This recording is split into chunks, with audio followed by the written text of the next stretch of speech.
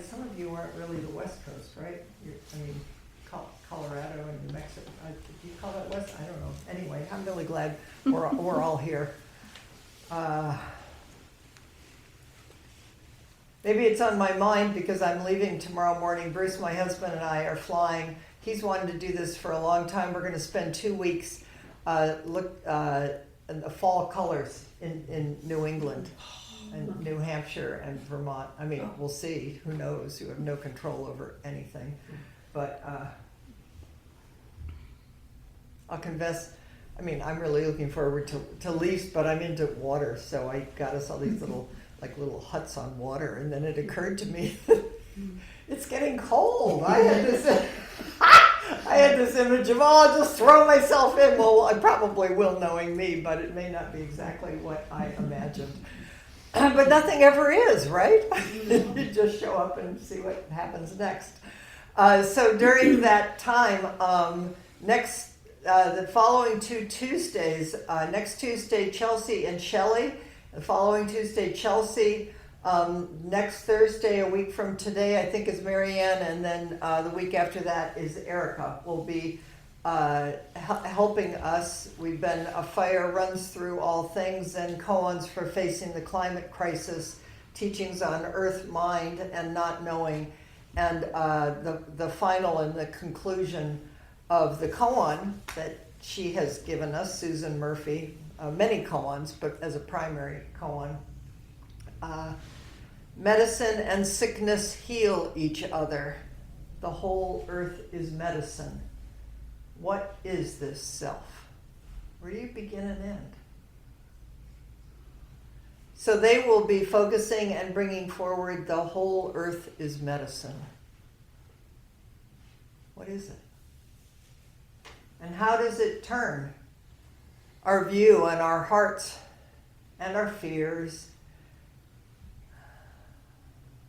if we carry the whole earth as medicine?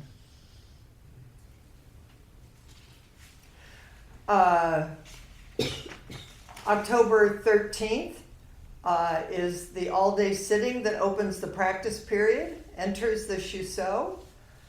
We'll be sending out, I think today. Yeah. You can sign up for the sitting. Please, everybody come. And the practice period, information about the practice period. Gretchen will be our Shuso. And the practice period begins, like I said, on October 13th. But practice period applications are, please do, wow, Marjorie's here. Well, look who's here. October 7th.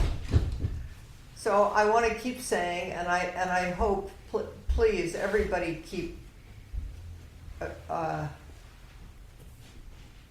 you don't have to be in the practice period to come and be part of Sangha. We're going to go on, and we're going to go on forever, and here we just are. And the annual practice period, the fall practice period, is a really important opportunity for deepening your practice, for saying to yourself, deeply, what is my practice? What matters in this time? And then, of course, as everything, when we're witnessed, which is the only person who reads the applications are Gretchen, the Shuso, and I, there's a witnessing in it, and of holding each other in Sangha as we meet in teas and as we explore the ancient Lojong teachings. And it's a deep encouragement. It's not something to add on top of your life and make it one more thing to be anxious and fretful about.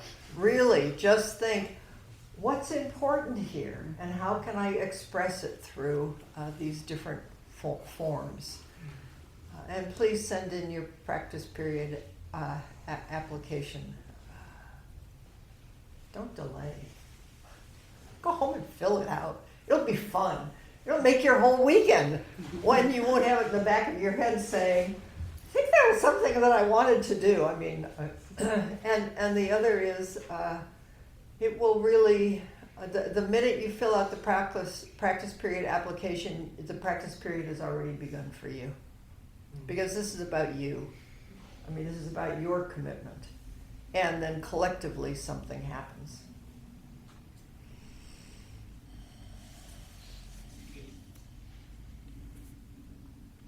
So we've been beginning with a land acknowledgement.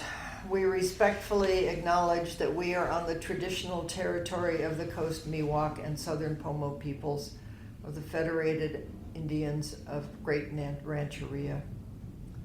We offer our gratitude to them and their descendants for their care for and teachings about our earth and our relations, and may we honor those teachings. I'll also add the week that I return, Shelley and I are going to be doing a Council of All Beings together, Joanna Macy's work. So we'll be telling you more about that.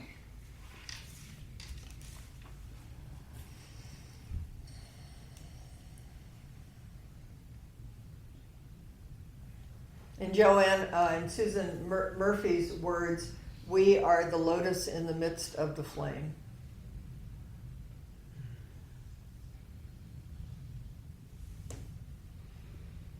Our focus is on earth and climate, but it touches everything.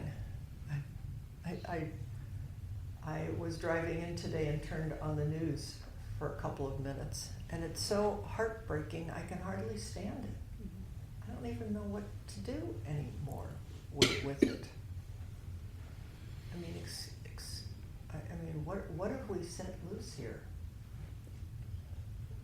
Phones exploding, I think. I'm sorry, So I'm saying this because we are the lotus in the midst of the flame. We are bodhisattvas. So feel it, please. Feel grief, feel despair, feel whatever comes up, and then take the next breath. Because that's what bodhisattvas do.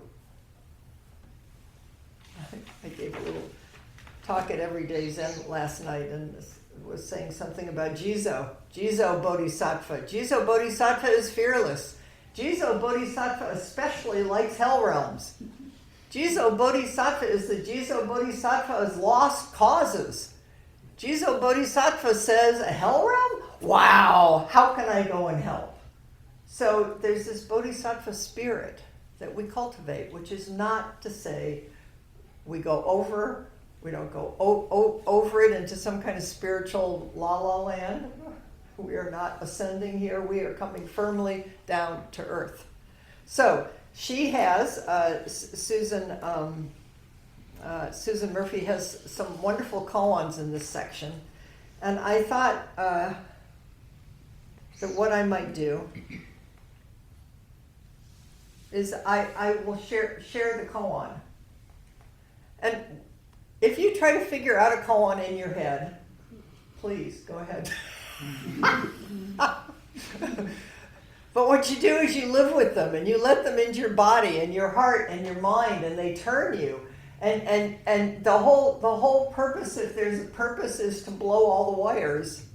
It's like all the wires of connection of this leads to this, and this is good and this is bad. And I mean, that's all true on a relative level, but the koans are always asking us, opening the pathway to the possibility, which is just the truth of it, is that everything is interconnected and full of goodness and love, and we're all waking up to compassion, and that we need each other. Sangha, practice period. No. How was that for a commercial? Okay, so here's what I thought I would do is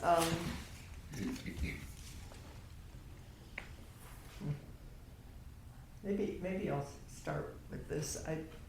Rebecca Solnit, The Case for Hope.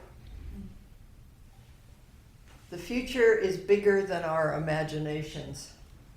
It's unimaginable. And then it comes anyway. To meet it, we need to keep going. To walk past what we can imagine. We need to be unstoppable. And here's what it takes. You don't stop walking to congratulate yourself. Can you hear me, Shabana? Am I talking loud enough? Cool. You don't stop walking to wallow in despair. You don't stop because your own life got too comfortable or too rough. You don't stop because you won. You don't stop because you lost. There's more to win, more to lose, others who need you. You don't stop walking because there is no way forward. Of course there is no way. You walk the path into being. You make the way. And if you do it well, others can follow the route. You look backward to grasp the long history you're moving forward from. The paths others have made, the road you came in on.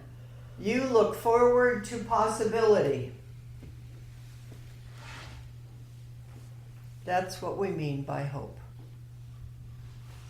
And you look past it into the impossible. And that doesn't stop you either. But mostly you just walk. Right foot, left foot, right foot, left foot. That's what makes you unstoppable. That's what bodhisattvas, that's a bodhisattva vow.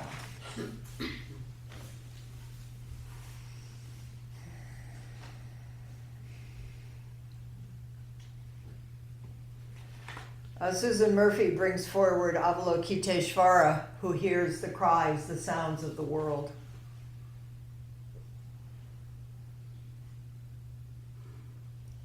The cry of the bodhisattva now rings with undertones of grief for the state of the world.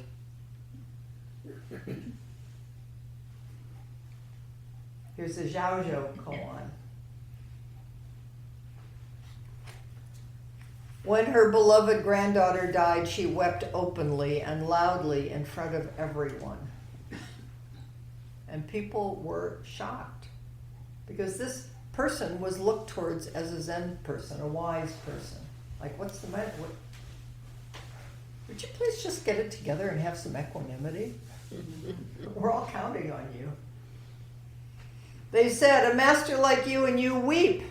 Impermanence is just impermanence. Why mourn like this?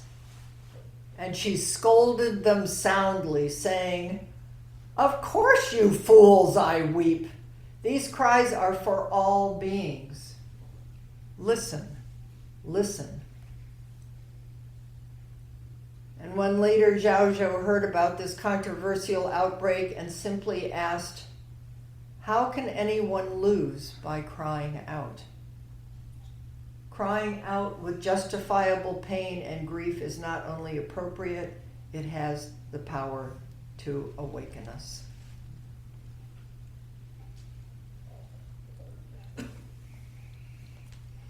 How can anyone lose by being one with what is, without resistance? Sickness working as medicine, grief working as healing, the lotus blooming inseparable from the flame.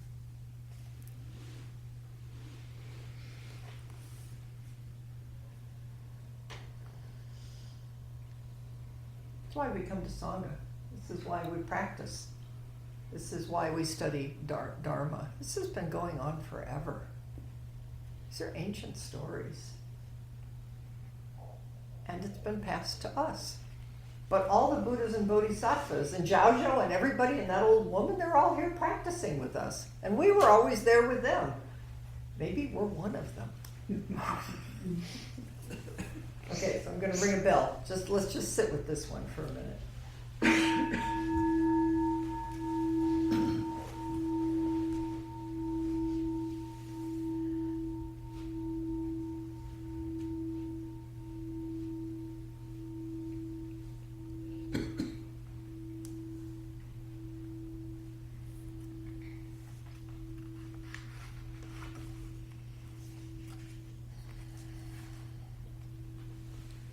A bat out of hell.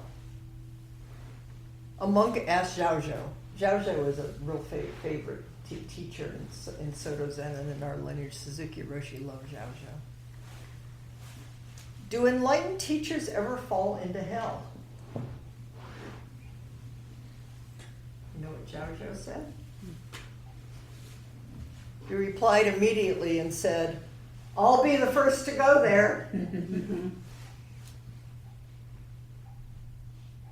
Like Jizo. How can I help?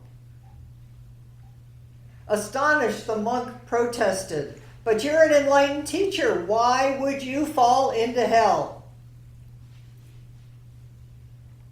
And Zhao Zhou replied, "If I didn't fall into hell, how could I help you?"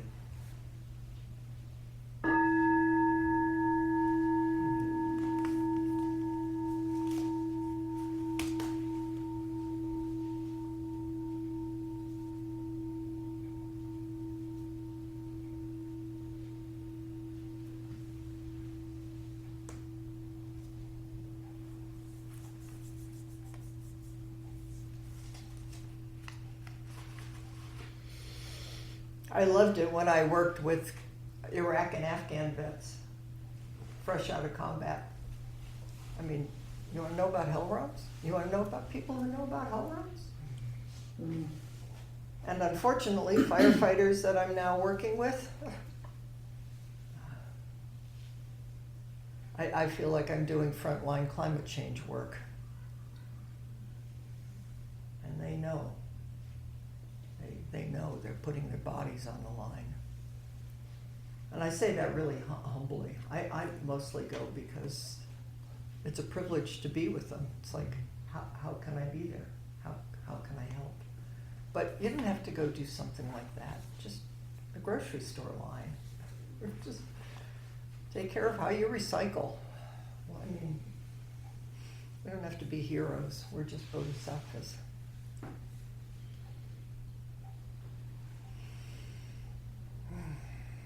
This chapter is called Bending.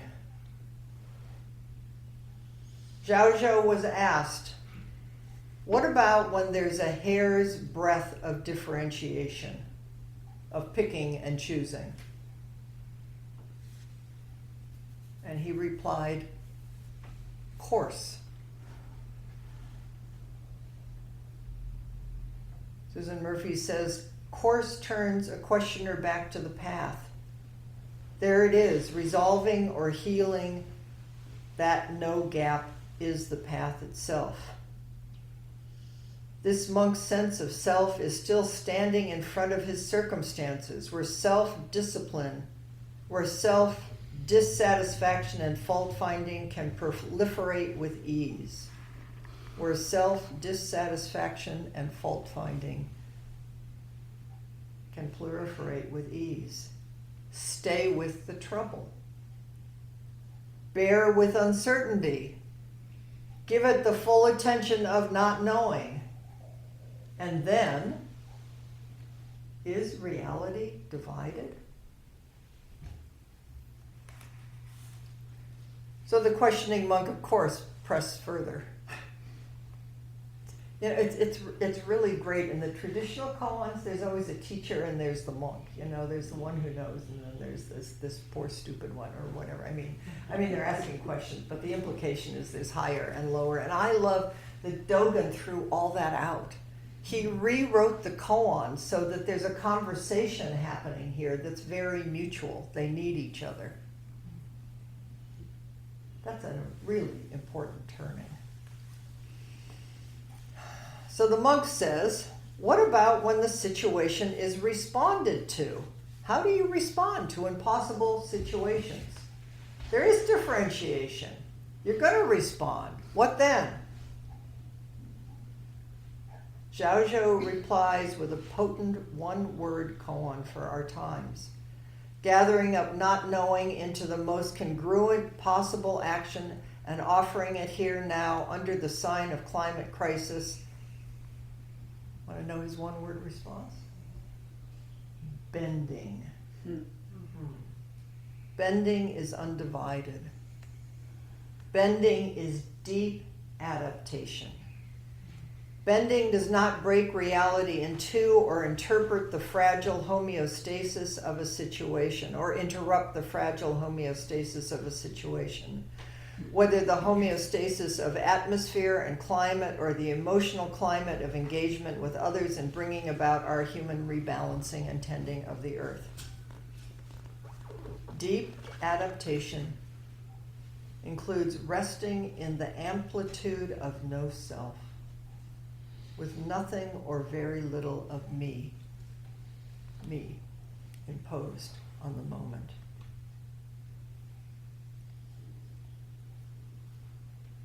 Bending in Zhao Zhou's sense is like Dogen's subtle and deeply intuitive device to turn things while turning with things. Or I say turning and being turned. I love that phrase. What is that? Turning and being turned. Or her translation, turn things while turning with things. To be right in the center of it, with complete not knowing. It's alive. And usually, although this is a reminder to all of us, a half smile would probably help because we can get pretty serious when we're trying to fix up this messy world.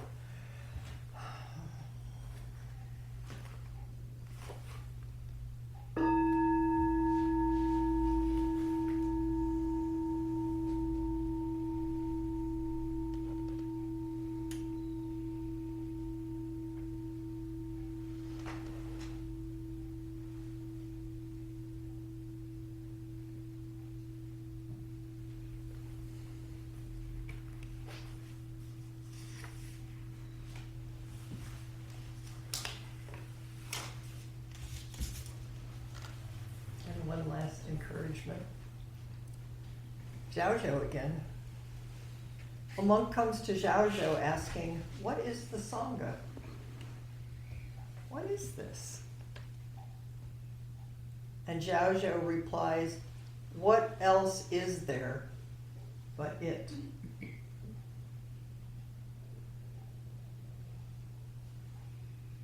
While the immediate meaning of the word Sangha is the community of practitioners, through Zen eyes, it cannot possibly stop there.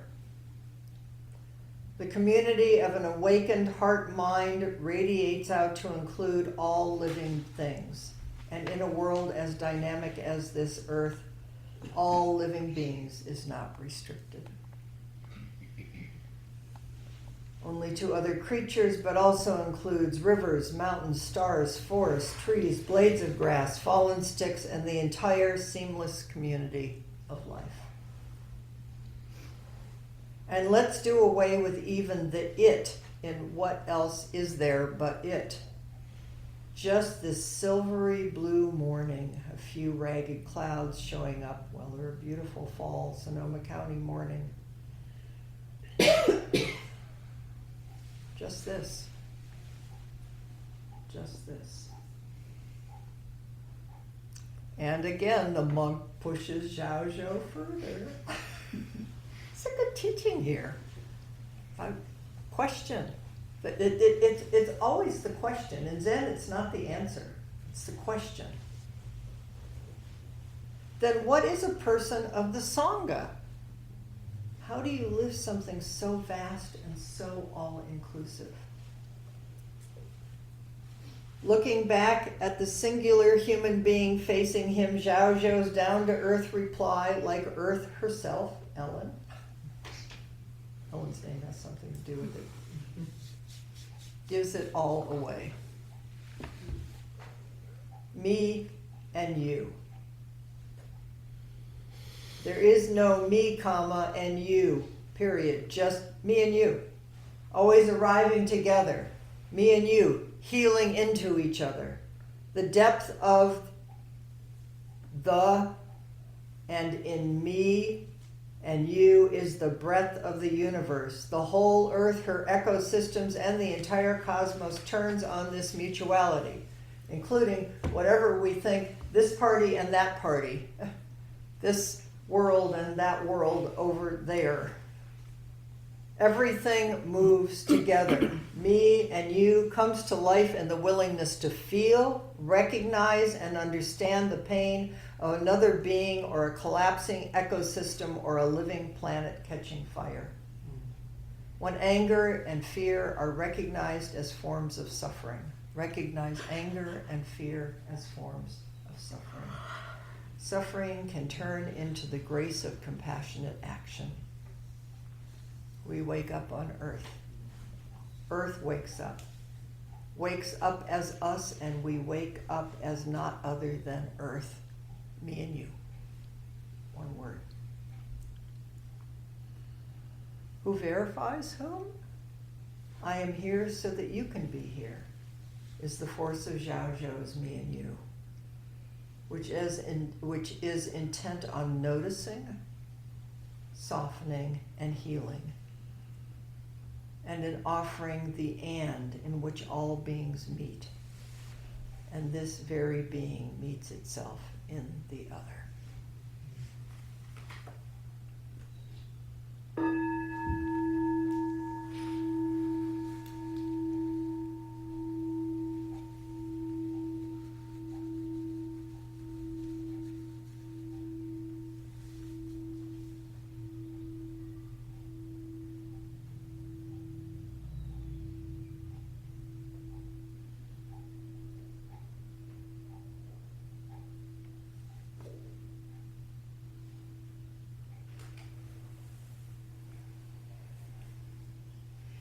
So this is my encouragement to practice. I read the news. I stay informed. I'm going to go work to get out the vote.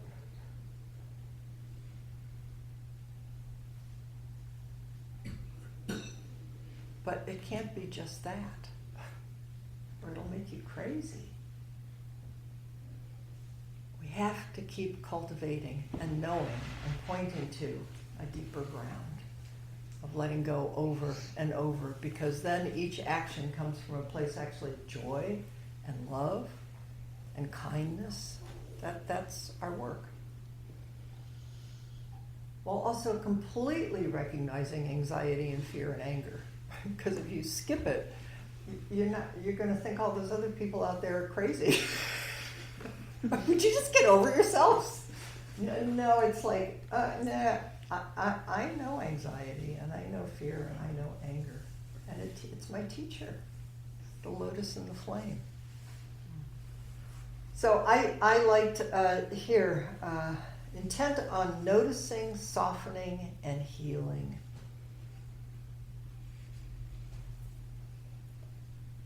Me and you. Why don't we just take a few minutes?